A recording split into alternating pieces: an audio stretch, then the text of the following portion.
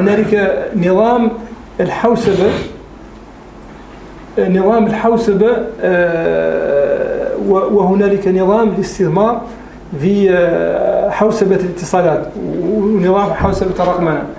المؤشرات اليوم بالنسبة للولايات المتحدة الأمريكية لديها الكثير من البحث العلمي والاكتشافات في مجال الحوسبة الرقمية، ما بالنسبة للصين لديها تطور هائل جدا أسرع من الولايات المتحدة الأمريكية في الاستثمار في مجال الحوسبة في مجال الاتصالات، ولذلك الصين تطورت كثيرا.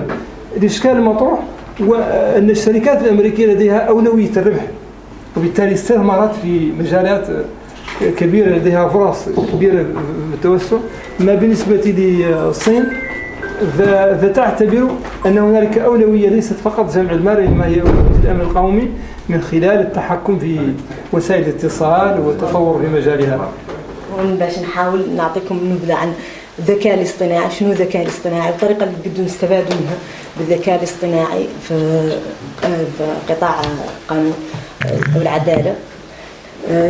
الطبيعة الجنائية، ويعتبر تحديد المسؤولية على قدرة التحقيقات على إثبات نية المستخدم وإدراكه العواقب القانونية لأفعاله، حيث تعتمد معظم القوانين الحالية على مبادئ المسؤولية الجنائية التقليدية التي قد لا تكون كافية لمعالجة القضايا المتعقدة الناجمة عن استخدام الذكاء الاصطناعي.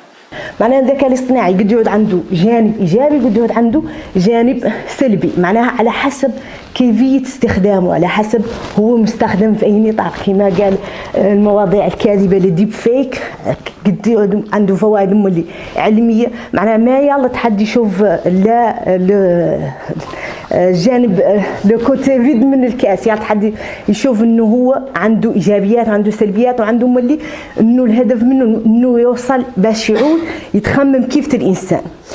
الذكاء الاصطناعي اليوم موجود في كل شيء، انتم تستعملوه من دون ما تعلموا. في الهواتف لين يدخل واحد يوتيوب ويدير قناة والله يدير موضوع ويصبح الصبح نفس المواضيع يطلعوا له بهم اللي هما خوارزمياتهم يستعملوا الذكاء الاصطناعي. منين يدخل حد موقع علي بابا او امازون يطلب يعدل ان كوماند باش يعدل طلب اللي هو نفس ذاك الموضوع عاد يطلع له دائما، يطلع له على الفيسبوك، يطلع بهم اللي يستخدموا الذكاء الاصطناعي.